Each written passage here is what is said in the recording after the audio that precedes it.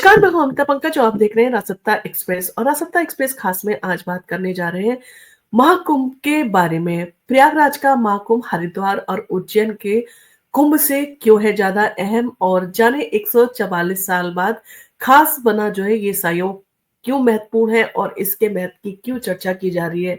आपने देखा महाकुंभ का जो है वो आपने देखा शुरुआत हो चुकी है और आस्था की गंगा में जो है करोड़ों श्रद्धालुओं ने जो है वो डुबकी लगाई और ना सिर्फ देश से बल्कि विदेशों से भी जो है बहुत सारे मेहमान जो है अपनी श्रद्धा के चलते जो है वो महाकुंभ में हिस्सा लेने आए हुए हैं। तो प्रयागराज में महाकुंभ का आयोजन शुरू हो चुका है और हर भक्त जो है अपनी आस्था के साथ में जो है वो त्रिवेणी के संगम में जो है डुबकी लगाने पहुंच चुका है। ये मेला सिर्फ एक धार्मिक आयोजन ही नहीं है बल्कि एक ऐतिहासिक और सांस्कृतिक घटना है। महाकुंभ का आयोजन हर 12 साल में 4 प्रमुख स्थानों पर किया जाता है, हरिद्वार, उज्जैन, नासिक और प्रयागराज। लेकिन इस बार प्रयागराज का महाकुंभ बाकी 3 स्थानों से ज्यादा महत्वपूर्ण माना जा रहा है। तो आइए जानते हैं ऐसा क्यों है और इसे इतना जो है महत्व क्यों दिया जा रहा है।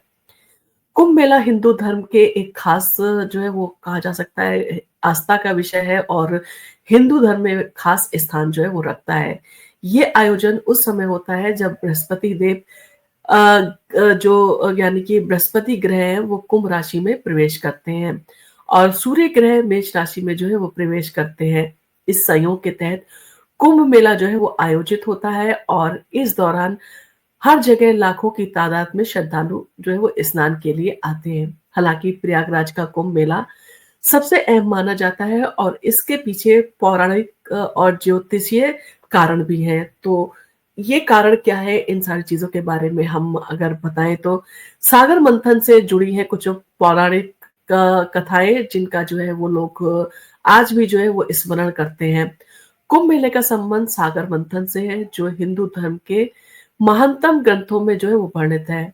पौराणिक कथा के अनुसार देवताओं और राक्षसों के जो बीच में जो संघर्ष हुआ था और देवताओं और राक्षसों ने मिलकर सागर मंथन किया था जिसमें अमृत की प्राप्ति हुई थी, लेकिन राक्षसों ने अमृत को जो है वो छीनने की कोशिश की। इस दौरान अमृत की कुछ बूंदें पृथ्वी पर गिरी और ये बूंदें प्रयागराज, हरिद्वार, नासिक और उज्जैन में गिरी। इसलिए इन 4 स्थानों पर कुंभ मेले का जो है वो आयोजन किया जाने लगा। आदि शंकराचार्य का भी इसमें जो है योगदान रहा है और महाकुंभ का आयोजन बहुत पुराना है, लेकिन इसके अनौपचारिक शुरुआत के बारे में अगर कहा जाए या आपको बताया जाए तो आदि शंकराचार्य ने महाकुंभ की परंपरा को प्रारंभ किया था। उनका मानना था कि ये मेला धार्मिक आस्थाओं के लिए बहुत महत्वपूर्ण है। इसके अलावा कुछ ऐतिहासिक घटनाएं भी हैं। कुछ इतिहासकारों का मानना है कि गुप्त काल के दौरान जो है इस मेले का आयोजन हुआ था। सम्राट हर्षवर्धन के शासनकाल में कुंभ मेले में जो है वो आयोजन के प्रमाण भी जो है वो मिलते हैं कि वहां पर कुंभ मेले का आयोजन किया गया था। इसके बाद शंकराचार्य और उनके शिष्यों ने प्रयागराज में संगम तट पर शाही स्नान की व्यवस्था जो है वो की थी। संगम में शाही स्नान और मोक्ष मोक्ष की जो है वो मान्यता काफी पुरानी है और लोग जो है इस सारी धारणाओं में जो है वो काफी श्रद्धा भी रखते हैं। प्रयागराज का महाकुंभ इसलिए खास है क्योंकि यहाँ 3 पवित्र नदियों गंगा, यमुना और सरस्वती का संगम होता है। सरस्वती नदी का तो अस्तित्व अब नहीं है, लेकिन माना जाता है कि ये नदी भूमिगत बहती है और इस संगम में स्नान करने से पाप जो है वो समाप्त हो जाते हैं और मोक्ष की जो है वो प्राप्ति होती है। इसलिए प्रयागराज का कुंभ मेला बाकी कुंभ मेलों से जो है ज्यादा महत्वपूर्ण माना जाता है क्योंकि यहाँ पर गंगा, जमुना, सरस्वती का जो है वो संगम है। 144 साल बन रहा है खास संयोग। ये संयोग क्या है जिसके बारे में इतनी चर्चा की जा रही है? अगर बात करें तो इस बार प्रयागराज का महाकुंभ का आयोजन 144 साल बाद जो है हो रहा है। इस संयोग का विशेष महत्व है क्योंकि महाकुंभ का आयोजन सामान्यतः हर 12 साल में होता है, लेकिन 144 साल के बाद ये मेला आयोजित हो रहा है। तो इस बार जो है एक विशेष ज्योतिषीय संयोग जो है वो बन रहा है।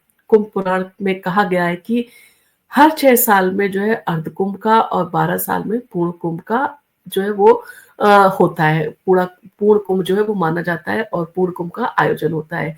लेकिन जब 12 पूर्ण कुंभ पूरे हो जाते हैं तो महाकुंभ का जो है वो आयोजन किया जाता है। और इस बार माना जा रहा है कि ये जो 12 कुंभ है वो पूरे हुए, इसलिए महाकुंभ का जो है ये विशाल आयोजन किया गया है। प्रयागराज महाकुंभ का जो है वो विशेष महत्व भी है इसमें, इन सारी चीज़ों में।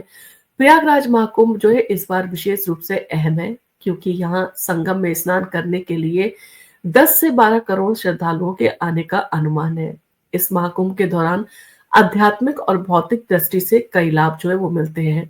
पौराणिक मान्यताओं के अनुसार महाकुंभ के दौरान देवलोक के द्वार जो है वो खुलते हैं और देवता भी पृथ्वी पर आकर संगम में जो है वो स्नान करते हैं। शिव पुराण में कहा गया है कि माघ पूर्णिमा के दिन भगवान शिव और माता पार्वती अन्य कैलाशवासियों के साथ में जो है वेश बदलकर कुंभ मेले में जो है वो आते हैं, और इसी कारण से जो है आपने देखा होगा कुंभ मेले को बहुत मान्यता दी जाती है। ज्योतिषीय संयोग और वैज्ञानिक दृष्टिकोण की अगर बात करें तो इस बार प्रयागराज के महाकुंभ के दौरान एक खास ज्योतिषीय संयोग बन रहा है। सूर्य, बृहस्पति, शनि और चंद्रमा ग्रहों की स्थिति जो है वो सागर मंथन के समय जैसी बन रही है। जिस समय सागर मंथन हुआ था उस समय जो इस ग्रहों की स्थिति थी वही स्थिति फिर से बनी है। इस संयोग का पृथ्वी के चुंबकीय क्षेत्र पर जो है वो असर पड़ता है, जिससे मनुष्य के शरीर में सकारात्मक प्रभाव पड़ता है। इसका मतलब है कि महाकुंभ सिर्फ आध्यात्मिक दृष्टिकोण से ही नहीं बल्कि वैज्ञानिक दृष्टिकोण से भी जो है वो महत्वपूर्ण है, और प्रयागराज महाकुंभ धार्मिक और सांस्कृतिक समरसता का प्रतीक भी माना जाता है।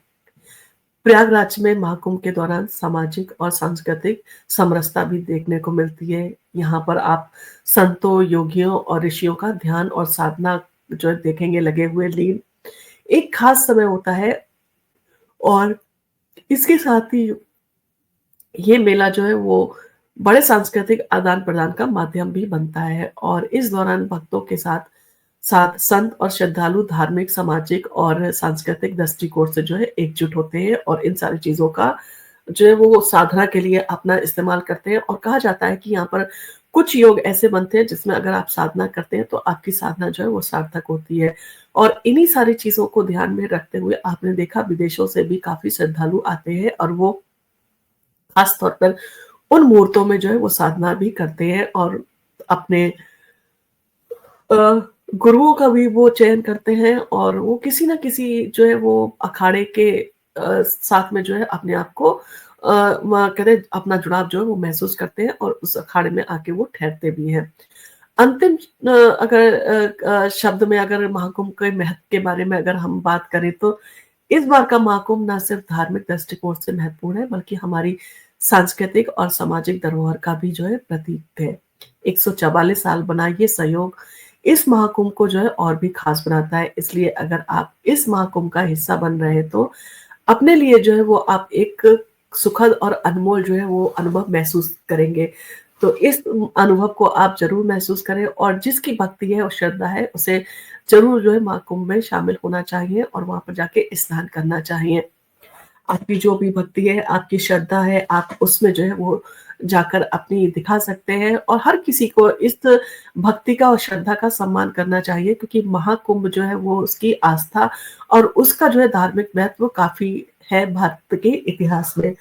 तो आप बिना इतिहास को जाने, बिना इसके महत्व को जाने जो है इसकी आलोचना ना करें तो ज़्यादा अच्छा है, क्योंकि कई बार होता है कि हम उन चीज़ों के बारे में, उन महत्व के बारे में खुद को जो है वो नहीं जानते हैं और उसकी आलोचना कर देते हैं। भारत की एक धरोहर है, हर जगह आपने देखा होगा कि भारत की संस्कृति बिखरी पड़ी है। अब ऐसे में बहुत सारी ऐसी पौराणिक कथाएँ भी हैं जिनको लोग याद करते हैं, तो आप भी उन्हीं पौराणिक कथाओं को एक बार जो है उसका स्मरण ज़रूर करें, एक बार आप उन्हें पढ़ें ज़रूर कि आखिर महाकुंभ का आयोजन भारत में क्यों किया जाता है।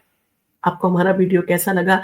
अगर आपको हमारा वीडियो पसंद आया हो तो आप इसको लाइक कीजिए, शेयर कीजिए अपने फैमिली और फ्रेंड के साथ में, और आप अगर हमारे चैनल पर पहली बार आए हैं तो हमारे चैनल को सब्सक्राइब करना ना भूलें। धन्यवाद।